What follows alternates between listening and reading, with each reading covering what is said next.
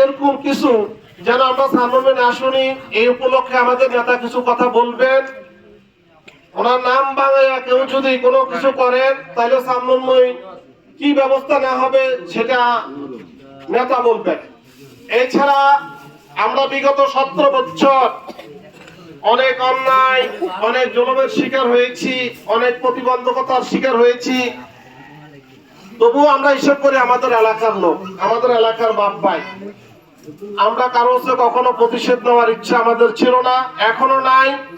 বর্তমানে আমাদের দেশ নায়ক জনাব তারেক রহমান সবাইকে নির্দেশ দিয়েছেন, প্রত্যেকটা নেতা কর্মীকে শহর থেকে গ্রাম পর্যন্ত, আপনারা কেউ প্রতিহিংসা রাজনীতি করবেন না, আপনারা কেউ প্রতিশোধের রাজনীতি করবেন না, আপনারা কেউ কারো সে মামলা রাজনীতি করবেন না, আপনারা কেউ কারো সে হামলা রাজনীতি করবেন না।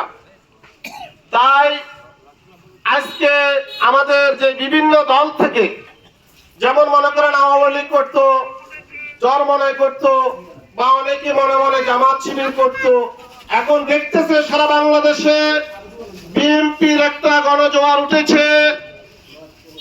সুস্থ নিরপেক্ষ একটা ভোটের মাধ্যমে বড় ধরনের একটা বিপ্লব করতে যাচ্ছে ইনশাল্লাহ আগামী 12 ফেব্রুয়ারি।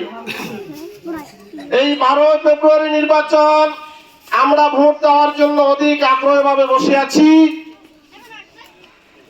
আমাদের কারোর সাথে শত্রুতা দরকার নাই।